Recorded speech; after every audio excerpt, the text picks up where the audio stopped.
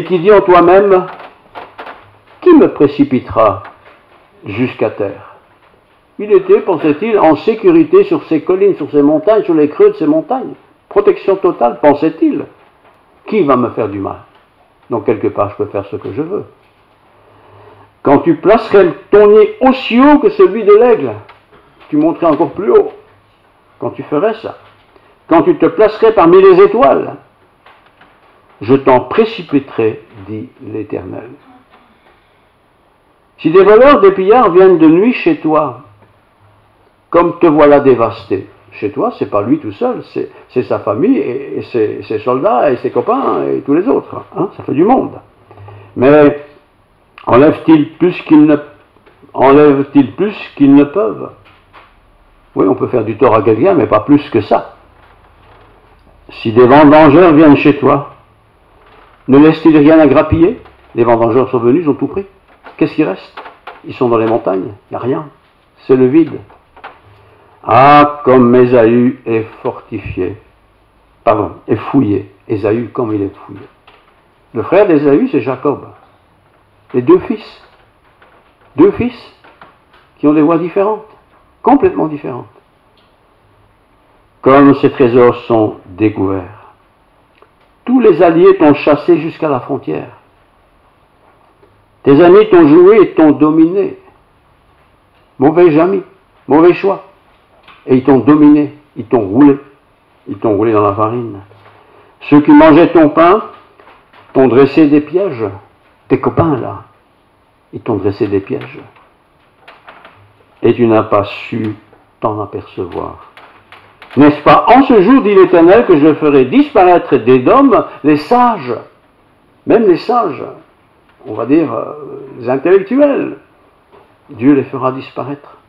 Tout ça à cause de ce péché d'Édom et du coup de ses descendants. Donc je ferai disparaître d'Édom des sages et de la montagne d'Ésaü l'intelligence. Tu deviendras bête et idiot. Tes guerriers hautement seront dans l'épouvante, car tous ceux de la montagne d'Ésaü périront dans le carnage. Encore quelques versets. À cause de ta violence contre ton frère Jacob. Jacob, souvenez de Jacob, c'est des frères jumeaux, hein. Mais tu as été violent contre ton frère. Tu n'as pas supporté ton frère. Il était béni, ton frère. Mais oui, mais il marchait selon Dieu. Toi, tu ne marches pas selon Dieu. Et tu t'étonnes que ça ne tourne pas rond. Et tu en veux à ton frère. C'est ce qu'il dit dans le texte. À cause de ta violence contre ton frère Jacob, tu seras couvert de honte. Et tu seras exterminé pour toujours. Il n'y a plus aujourd'hui de descendants. Des descendants de son frère, il y en a partout. Mais lui n'a pas de descendants. Tout est terminé.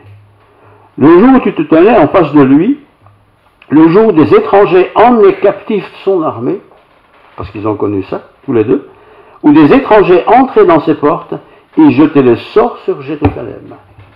Jérusalem, la capitale où Dieu a sa maison. Il voulait cette ville. Toi aussi, tu étais comme l'un d'eux. Ne repaie pas ta vue au jour de ton frère, au jour de son malheur. Ne te réjouis pas du malheur de ton frère. Ah. Et n'ouvre pas une grande bouche au jour de la détresse. Fais pas le petit coq là. Fais pas ça. N'entre pas dans les portes de mon peuple au jour de sa ruine. Entrez pour piller, pour voler, pour détruire, pour violer les femmes, etc. etc. C'est drôle, hein? Tout ce qui est écrit là, on l'a vu il n'y a pas si longtemps que ça, on le voit encore se réaliser. Des gens qui vivaient ensemble, qui font partie d'un même peuple, eh bien se permettent d'attaquer un autre groupe de ce peuple et de violer les femmes. Nous avons bien entendu parler de ça il n'y a pas longtemps. N'entre pas dans les portes de mon peuple au jour de sa ruine, ne repaie pas ta vue à son malheur au jour de sa ruine, et ne porte pas la main sur ses richesses au jour de sa ruine. Ne profite pas de sa détresse. Ne te tiens pas au carrefour pour exterminer ses fouillards, et ne livre pas ses réchappés au jour de la détresse. Deux frères jumeaux, même parents, même contexte de vie. Un va, non pas être parfait, mais il va essayer de suivre Dieu. Et l'autre non, ne va pas suivre Dieu. Au contraire, il va tout faire pour faire souffrir son frère. Jugement imminent sur Édom.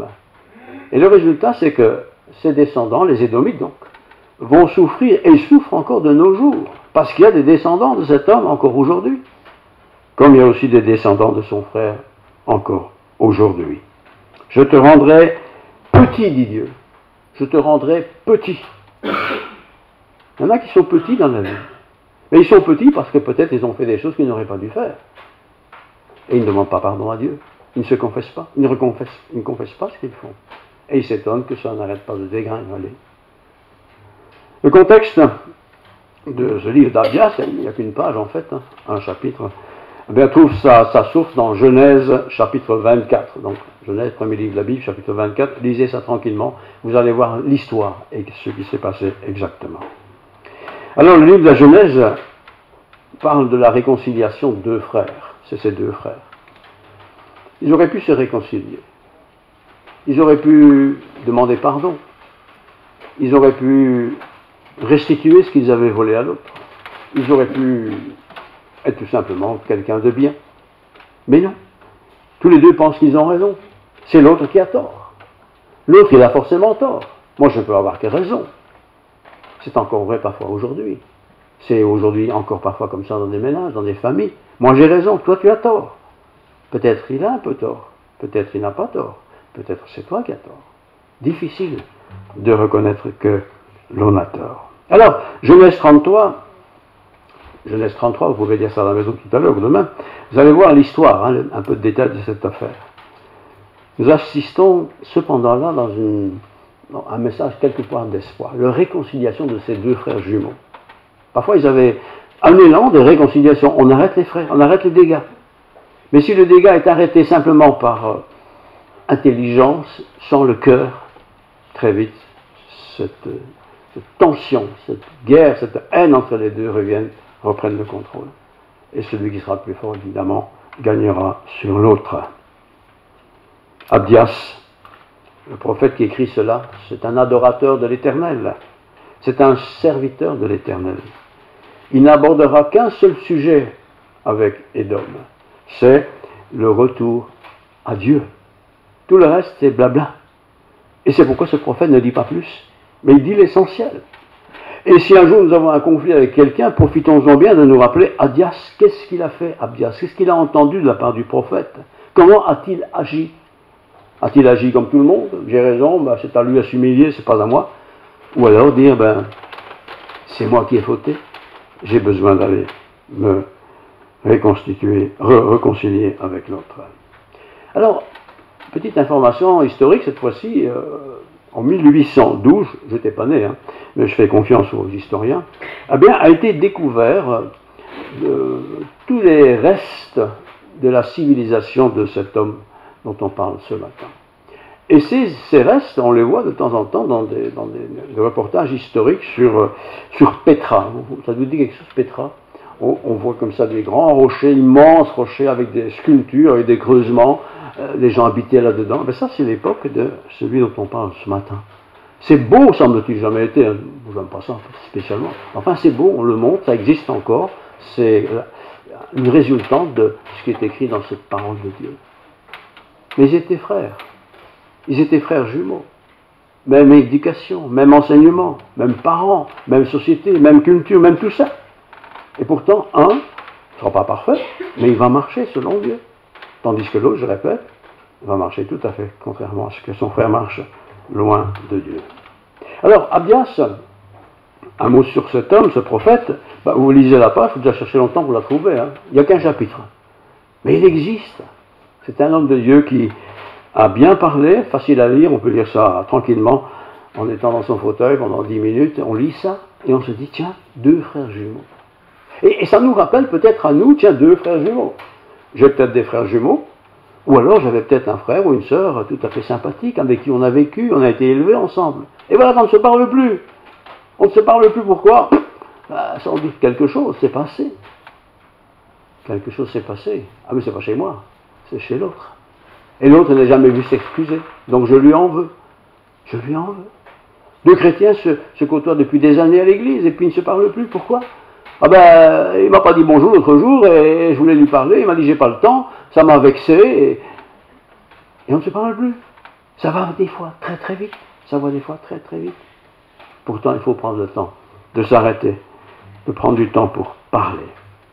Alors, Abias, un mot sur lui encore, je le disais, a été appelé par Dieu pour annoncer exclusivement une chose sur Israël, c'est Judas.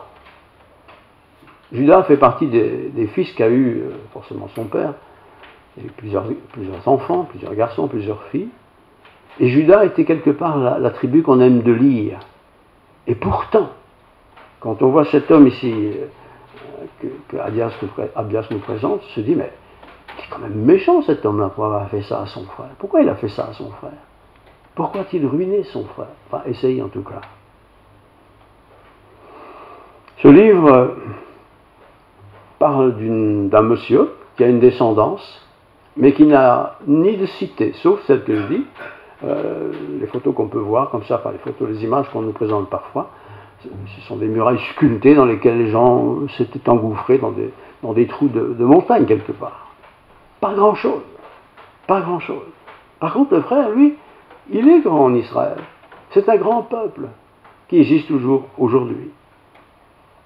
J'aimerais vous lire à ce propos un texte de Romains, voilà, Romains 9.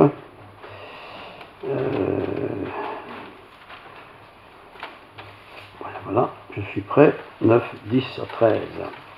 Donc, Nouveau Testament, Romains 9, 10. Et de plus, il en fut ainsi de Rebecca, qui conçut seulement Isaac notre père. Rebecca ne conçut que Isaac notre père. Car les enfants n'étaient pas encore nés, et ils n'avaient ni bien ni mal ni bien, afin que le dessein d'élection de Dieu subsiste. Ils sont dans le ventre de la maman, hein. Ils n'ont pas fait de mal, quoi. Ils sont là. Sans dépendre des œuvres et par la seule volonté de celui qui appelle. Quand il fut dit à Rebecca, l'aîné, donc elle est enceinte, l'aîné sera assujetti au plus jeune. L'aîné sera ajouté au plus jeune, ce sont des jumeaux. Donc l'aîné, c'est celui qui naît le premier, en fait, hein, même si c'est 10 minutes avant. Voilà. Quand il fut dit à Rebecca, l'aîné sera assujetti au plus jeune, selon qu'il est écrit, c'est ainsi que j'ai aimé Jacob et que j'ai haï l'Éternel. J'ai aimé Jacob et j'ai haï Ésaü. Est-ce que Dieu peut faire une chose pareille? Pourquoi est-ce qu'il a haï Ésaü? Ésaü n'a encore rien fait. Mais déjà avant qu'il ne naisse, il est condamné par Dieu. Mais Dieu sait tout d'avance. Il connaît notre cœur. Il connaît notre attitude. Il sait même ce que nous allons faire. Et ici, c'est des jumeaux. Même éducation, même religion, même tout. Et pourtant, ils n'arriveront pas à s'entendre. Que dirons-nous donc? Y a-t-il en Dieu de l'injustice? Il préfère l'un que l'autre. Est-ce que c'est ça notre Dieu?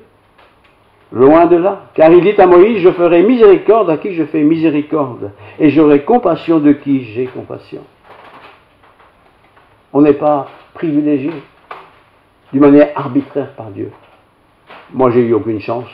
Lui, il a toutes les chances. Je continue. Car l'Écriture dit à Pharaon, autre exemple, je t'ai suscité à dessein pour montrer en toi ma puissance. Le Pharaon, le grand kid, là. En fait, j'ai voulu montrer par ta façon de faire ma puissance, la puissance de Dieu, afin que mon nom soit publié par toute la terre. On connaît tous ces histoires des pharaons. On en fait des films, on en fait des tas de choses. Là. Nous connaissons ça. Ainsi, il fait miséricorde à qui il veut, et il endurcit qui il veut. Ça, c'est étonnant, ça. Dieu qui endurcit le cœur de l'un et pas de l'autre. Et qu'au contraire, l'autre, son cœur est devenu souple pour comprendre les choses de Dieu. Est-ce que ça veut dire donc que, dans le fond, j'ai même pas le contrôle de ma vie? Si, j'ai le contrôle de ma vie. J'ai le contrôle de ma vie, parce que je peux toujours choisir de faire le bien ou de faire le mal. Pourquoi m'as-tu fait ainsi? Dira le méchant. Je suis méchant, je suis violent, c'est pas de ma faute, c'est comme ça. Pourquoi tu m'as fait ainsi? Le potier n'est-il pas maître de l'argile? Exemple. Pour faire avec le même vase, un vase d'honneur ou un vase d'usage vil. Même vase, même matière. Et l'un sera un vase d'honneur, on va mettre des fleurs, et l'autre ce sera un vase pour faire pipi. Même matière. Pourquoi c'est différent? Pourquoi c'est différent aussi dans la vie? Pourquoi chez nous il y a des gens bien, serviables, qui aiment leur prochain, et chez nous aussi, chez nous quand on dit notre société, il y a des gens méchants, violents. Pourquoi? Comment? Ils sont tous éduqués de la même manière, comme ces deux frères l'ont été. Ils étaient dans la même famille, dans la même tribu, ils ont vu les mêmes choses, ils ont entendu les mêmes choses. Et pourtant l'un sera serviteur de Dieu et l'autre sera criminel. C'est comme ça aussi dans notre monde. Il faut le savoir. Romains donc 9, 10 à 13. Je crois que j'ai lu. J'ai aimé Jacob, oui, il faut que je le dise parce que c'est important. Quand il fut dit à Rebecca, l'aîné sera assujetti au plus jeune, selon qu'il est écrit, j'ai aimé Jacob et j'ai haï Ésaü. Comment Dieu peut-il, avant qu'il ne soit né, conçu, dire moi j'ai aimé Jacob et j'ai haï Jésus? Donc il n'y avait aucune chance. Voilà, exactement bien, je vois que vous m'écoutez bien. C'est parfait. Comment c'est possible ça? Est-ce que Dieu, dans le ventre de la maman de l'enfant, comme ça, a déjà tout organisé, tout planifié? J'ai aimé Jacob et j'ai haï Ésaü. La seule différence que j'ai pu trouver comme explication, c'est que Jacob était toujours avec sa maman, enfin, très souvent avec sa maman, tandis qu'Ésaü était toujours parti à la chasse. Il n'allait pas à la chasse pour faire la chasse, mais il allait à la chasse pour trouver des animaux et pouvoir les manger en famille. Hein. En gros, c'est ça qu'il doit attribuer. Mais l'autre est toujours resté près de maman. Et j'ai pas de réponse, hein, j'ai pas de raison, mais en tout cas, ça s'est passé comme ça. Et l'un va suivre Dieu, peut-être pas parfaitement, mais il va suivre Dieu, tandis que l'autre va avoir de la haine contre son frère jumeau. Pourquoi nous avons parfois, nous, je ne sais pas qui, hein, d'abord, de la haine pour l'autre? Qu'est-ce qu'il nous a fait en fait pour que nous soyons haineux vis-à-vis de cette personne? Et pourquoi j'aime cette personne-là, un autre, même dans la famille, alors que c'est quelqu'un qui a fait du tort, qui a fait du bien? Pourquoi j'ai une attitude différente comme ça? Comment est-ce que Dieu me voit alors dans l'histoire? Pourquoi moi j'ai compris qu'est-ce que le salut? Vous aussi j'espère. Si vous êtes là, sans doute, pour vous intéresser à Dieu. Pourquoi vous vous intéressez que des tas de gens n'en ont rien à cirer? Pourquoi? Est-ce que c'est Dieu qui a choisi, toi tu seras sauvé, et lui sera perdu? Tu n'as aucune chance que ce soit différent? Non. Il offre le salut à tout homme. La bonne nouvelle est pour tous, sans exception. Je reviens à mes notes, sinon on est parti jusque demain matin. Moi je peux donc parler comme si, je peux me prendre la tête comme ça. Verset 2, l'orgueil. Voici, je te rendrai petit parmi les nations. Tu seras l'objet du plus grand mépris. Je te rendrai, Dieu, je te rendrai petit parmi les nations. On pense parfois que le petit, c'est pas de sa faute, il n'a pas étudié à l'école ou quoi. Et si c'était une sanction de Dieu? Je dis bien, si c'était une sanction de Dieu. Tu seras l'objet du plus grand mépris. Pourquoi l'un est méprisé et que l'autre est adulé? Pourquoi? Est-ce que Dieu ne peut pas faire quelque chose là? L'orgueil de ton cœur t'a égaré, dit la suite. En fait, c'est pas Dieu. L'orgueil de ton cœur t'a égaré. Tu t'es pris la tête, quoi. Et en te prenant la tête, tu as suivi des voies qui n'étaient pas celles de Dieu. C'est pas de la faute de Dieu, c'est pas Dieu qui a provoqué ça. Attention d'accuser Dieu. Toi qui habites le creux des rochers, qui t'assieds sur les hauteurs. Et qui dit en toi-même, écoutez, hein, qui me précipitera jusqu'à la terre? Je m'en fous des études. Et qui va me dire le contraire? J'ai été volé, et qui va me dire le contraire? Et j'ai violé, qui va me dire le contraire? Et on est comme ça orgueilleux. On pense que personne ne sait rien. Mais Dieu, de toute façon, sait tout. Et c'est pourquoi ces deux frères jumeaux, l'un sera source de bénédiction, et il est encore de nos jours, et l'autre, il n'aura pas de descendance. C'est fini, terminé. Tragique, s'il en est, évidemment. Quand tu te placerais parmi les étoiles, je t'en précipiterai, dit l'Éternel. Tu peux te prendre la tête si tu veux, mais je vais t'en précipiter, parce que tu ne m'as pas écouté. Tu ne m'as pas écouté. Et quelqu'un qui n'écoute pas Dieu, qui n'en veut pas, qu'il le sache, et qu'il le sache dès maintenant, il n'ira pas au ciel. Dieu va l'en précipiter. Il n'y a pas une seconde chance dans une autre dans une autre dimension. Non, il n'y en a pas. Si des voleurs, des pillards viennent de nuit chez toi, comment te voilà dévasté? Des pillards, des voleurs chez toi. Tu vas être dévasté, tu vas être cassé, tu vas être démoli. Mais enlèvent-ils plus qu'ils ne peuvent, ces voleurs? Ben non, ils peuvent prendre ce qu'ils prennent, mais pas plus. Alors ne te tracasse pas, je veille sur toi. Si des vendangeurs viennent chez toi, vous savez, les récoltes des vendanges, ne laissent-ils rien à grappiller? Ils ne prennent pas tout, ils laissent toujours des morceaux pour les autres. Oui, bien sûr, il laissera toujours quelque chose. Tous tes alliés t'ont chassé jusqu'à la frontière. C'est vrai ça. Tous tes alliés t'ont chassé jusqu'à la frontière. Va-t'en, on ne te veut pas. On ne te veut pas. Tes amis t'ont joué. Ils t'ont dominé. Tes amis. Attention à nos amis. Il y a des amis qui veulent notre ruine, peut-être. En tout cas, si ce n'était pas le départ, c'est en cours de route. Attention. Ceux qui mangeaient ton pain t'ont dressé des pièges. Attention. On ne fait pas tout, n'importe quoi, ni comment. Attention. Tu n'as pas su t'en apercevoir. Ben oui, si tu es éloigné de Dieu, tu ne peux pas savoir. Tu n'as pas su t'en apercevoir. Que tu étais loin, très loin de Dieu, tout près de la chute. N'est-ce pas en ce jour, dit l'Éternel, que je ferai disparaître d'Édom les sages? Ben oui, les Édomites. Tous les sages, on va dire les intellectuels pour être simple, sont partis.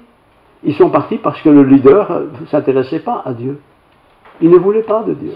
Alors ceux qui auraient pu les conseiller ont pris un autre chemin. Son frère, Ésaü, qui n'était pas très net non plus, hein, mais quand même, c'est quelqu'un qui aimait Dieu. C'est quelqu'un qui aimait Dieu. Et Ésaü, on en parle beaucoup dans l'Écriture et d'une manière favorable. Et de la montagne d'Ésaü, l'intelligence. Voilà ce qui sort de quelqu'un qui a été un peu fidèle à Dieu. Il sort de l'intelligence. Mais celui qui refuse Dieu, tout ça, moi je n'ai rien à cirer, c'est de la connerie, tout ça, le pauvre, s'il savait seulement ce qu'il me dit, il va à la ruine. Et il va entraîner avec lui d'autres dans la ruine. Et puis d'autres qui croient, peut-être pas le meilleur des chrétiens du monde, mais il croit en Dieu, il prie Dieu, il parle avec Dieu, il retrouve des chrétiens, et bien lui, il sera béni de Dieu. Donc il ne faut pas s'imaginer qu'il faut être parfait pour que Dieu me bénisse. Quand j'ai choisi le camp de Dieu, alors Dieu me bénit. Je termine. Tes guerriers ou tes lance seront dans l'épouvante. Ben oui, je comprends, puisqu'il n'y a plus Dieu qui s'occupe d'eux. Car tous ceux de la montagne d'Ésaü périront dans le carnage. Suivons ce qui se passe à la télé avec Israël et tous ces pays d'alentour. Vous verrez que les pays descendants de celui dont on parle ce matin sont toujours en guerre contre l'autre pays qui descend d'Ésaü. Et nous voyons ça de nos yeux, on le voit à la télé, on l'entend parler très régulièrement. Alors si vous l'entendez, allez voir Abdias, une page, un chapitre. Et je dis, mais ce sont des descendants de cet homme-là? Oui, ce sont des descendants. Et nous aurons aussi des descendants. Nous en avons déjà sans doute. On a des enfants, c'est des descendants. Comment seront-ils ces descendants? Vont-ils ressembler à l'homme de Dieu que je suis, à la femme de Dieu que je suis, ou vont-ils s'égarer parce qu'ils n'ont jamais vu Dieu dans leur vie? Qu'est-ce qu'ils ont vu? Ils ont vu tout ce qu'on peut voir sans Dieu, quoi. Attention de ne pas négliger notre enseignement à nos enfants. Attention de ne pas montrer par notre vie une vie qui ne plaît pas à Dieu, parce qu'ils vont peut-être faire la même chose avec une intensité peut-être différente. Versets 10 à 14, je résume maintenant. Ne te réjouis pas du malheur de l'autre. C'est bien fait pour sa tête, tiens. Ne te réjouis pas de ça. N'oublie pas que le jour de l'Éternel arrive. Verset 15. Car le jour de l'Éternel est proche pour toutes les nations. Le jugement de Dieu viendra, et il est plus près aujourd'hui qu'il n'était hier, où Dieu jugera toutes les nations et tous les habitants de ces nations. Et il te sera fait comme tu as fait. Qu'est-ce qu'on va me faire? J'ai qu'à réfléchir à ce que j'ai fait. Si j'ai fait du mal, on me fera du mal. Si j'ai fait du bien, ils me feront du bien. C'est ça le Seigneur. C'est ça Dieu. Et c'est les gens bien sûr, mais c'est aussi Dieu. Il me fera du bien. Tes œuvres retomberont sur ta tête. Tu as fait le bien, le résultat de tes œuvres, même si toi tu n'as rien vu, retomberont sur ta tête. Tu auras la couronne qui suit ces bienfaits que tu as fait pendant ta vie. Car comme vous avez bu sur ma montagne sainte, ainsi toutes les nations boiront sans cesse. Elles boiront, elles avaleront, et elles seront comme si elles n'avaient jamais été. Oui, tu peux être sur une montagne. Tu peux faire la fête, tu réussis tout, tu pars en vacances, tu es riche, tu changes de maison toutes les semaines, etc., etc. Tu peux faire tout ça. Mais si tu ne mets pas Dieu au centre de ta vie, toute ta descendance vivra ce que tu as vécu. C'est-à-dire que tu auras tout perdu. Et n'imaginons pas que nos enfants vont croire en Dieu si moi je ne crois pas en Dieu. Si, ils peuvent toujours croire en Dieu, heureusement. Mais globalement, ce n'est pas ça. Donc, soyons des modèles pour nos enfants. Il ne s'agit pas d'être un modèle hyper chrétien, où on ne peut même plus réfléchir, non. Mais soyons des modèles, pour que nos enfants, petits-enfants, etc., voient dans les ancêtres des gens, des hommes, des femmes, qui aimaient Dieu. Et il y a toujours des choses à raconter, qui sont belles, magnifiques, à nos enfants, petits-enfants, etc. Par contre, celui qui a marché sans Dieu, ben, qu'est-ce qu'il raconte? Il raconte des choses que sans Dieu parle. C'est pas beau, c'est pas folichon. Alors, verset 17, et je termine. Mais le salut sera sur la montagne de Sion. Sion, c'est Jérusalem. Hein. Le salut sera sur la montagne de Sion. Dieu va revenir sur terre par Jérusalem. Il est monté de Jérusalem. Oh, il va revenir. Donc, quand on nous parle de Jérusalem à la télé ou à la radio, ne disons pas, c'est Jérusalem. Non, non. Il va se passer quelque chose un jour là. Et toutes ces nations qui essaient d'exterminer Jérusalem, s'ils pouvaient, ils le feraient. Attention quand ils font ces choses-là. Ils ne réussiraient quand même pas. Et la maison de Jacob reprendra ses possessions. Oui, avant que tout se termine, les possessions de Jacob, c'est-à-dire tout ce qui avait été promis, qu'il a perdu maintenant, il va les retrouver. Il les retrouve d'ailleurs en partie. Déjà, la maison de Jacob sera un feu, et la maison de Joseph une flamme. Mais la maison d'Ésaü sera du chaume, qu'elles allumeront et consumeront. Deux frères jumeaux. Un sait d'avance, parce qu'il a entendu ce message à l'époque, par le prophète, que tout ce qu'il fait, tout ce qu'il organise, tout ce qu'il structure sera perdu. Et l'autre sait que tout ce qu'il fait, même si ce n'est pas toujours parfait, sera béni, sauvé, ça portera des fruits. Et c'est aussi vrai pour nous chrétiens. Et il ne restera rien de la maison d'Ésaü, rien. Et la seule chose, je reviens à ce que je disais tout à l'heure, ce sont ces images de Pétra. Tapez Pétra sur l'ordinateur, vous allez voir, c'est toutes des sculptures. C'est dans la roche parce qu'il n'y avait pas de territoire. Hein. Ésaü a eu de territoire physique, son frère non. Donc il se cachait dans ses rocailles, quoi. Voilà. Car l'Éternel a parlé. Voilà, ceux du Midi posséderont la montagne d'Ésaü, et ceux de la plaine posséderont le pays des Philistins. Ils posséderont le territoire d'Éphraïm et celui de Samarie, et Benjamin possédera Galate. Enfin, vous pouvez dire la suite à la maison. Donc tout ceci pour vous dire que, quoi que nous ayons fait dans le passé, il n'est jamais trop tard, aussi longtemps que je suis vivant. Une fois que je suis mort, on ne peut rien changer. Et les autres ne peuvent pas changer la suite de ma vie. Pendant, nous sommes bien vivants. Réfléchissons bien. Sommes-nous comme Ésaü, toujours prêt à rouler son frère dans la farine, à l'escroquer, à la voir, ou sommes-nous au contraire comme le frère, un aimant de Dieu? Si je suis un aimant de Dieu, ben ça se voit. Ça se voit dans mon comportement, ça se voit dans mes paroles, ça se voit, ça s'entend dans mes paroles, ça se voit dans mes projets, dans toutes ces choses-là. Voilà. J'ai pas envie d'avoir une descendance qui devienne tous des brutes. J'ai envie d'une descendance qui marche droitement, selon Dieu. C'est logique pour des parents chrétiens. Priez pour les enfants, priez pour les petits-enfants, priez pour les autres générations qui viendront, sans doute un jour, si le Seigneur n'est pas revenu avant. Alors, ce que je peux vous encourager, c'est ce soir, ou demain matin, demain soir, prenez un quart d'heure et lisez ce livre du prophète Abdias. C'est très court, mais ne lisez pas trop vite, il faut le temps que les mots entrent dans notre tête. Mais c'est une belle histoire, authentique et vraie, courte, mais que Dieu a bénie. Verset 21, c'est la conclusion. Les libérateurs monteront de la montagne de Sion, oui, ça viendra de l'extérieur, pour juger la montagne d'Ésaü. et à l'Éternel appartiendra le règne. Toute cette cruauté qui a été faite par tous ces gens cruels, il ne faut pas faire beaucoup d'histoire, hein, on voit ça tous les jours à la télé, hein, cette cruauté, ce massacre-là, vous vous souvenez, il n'y a pas si longtemps que ça, on a tué, violé, enfin, découpé en morceaux des gens, mais on se dit, mais c'est pas possible, c'est pas des humains qui font ça. Eh bien si, c'était des humains, parfaitement. Et ils vont payer pour ça, ils vont payer ça. Et ceux qui font encore ce genre de choses, même à une autre échelle, vont payer pour ça. Mais nous, chrétiens, on est de l'autre bord, si vous voulez. On n'est pas là pour faire du mal, on est là pour faire du bien. Si tu peux faire le bien, fais-le. Voilà. Amen. Et ben voilà. C'était pas bien difficile. Mais relisez une fois Abdias, parce qu'il n'y a qu'une page, hein, donc elle passe vite inaperçue, mais voilà. Prions. Seigneur, merci pour ta parole, merci pour ce prophète Abdias, qui vient modestement, courtement, à expliquer une histoire importante, l'histoire de ce peuple que tu aimes tant. Mais en même temps, tu avertis tous les autres. Tous les autres qui pensent que pourront faire ce qu'ils veulent, comme ils veulent. Ils pourront tuer, violer, massacrer, découper les enfants en morceaux, les claquer sur un mur, comme on a vu ces images, c'est incroyable. Et ils pensent que tout ça, tu vas l'accepter toujours. Non. Tu vas te fâcher. Et tu vas sanctionner, mais tu vas en même temps bénir ceux qui ont été peut-être des victimes. Garde-nous, Seigneur, protège-nous et que cette journée soit belle.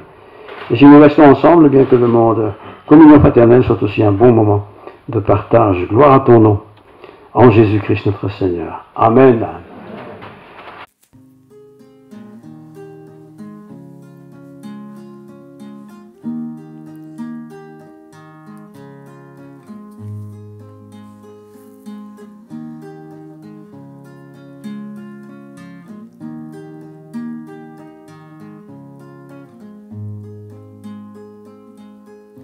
Les cieux proclament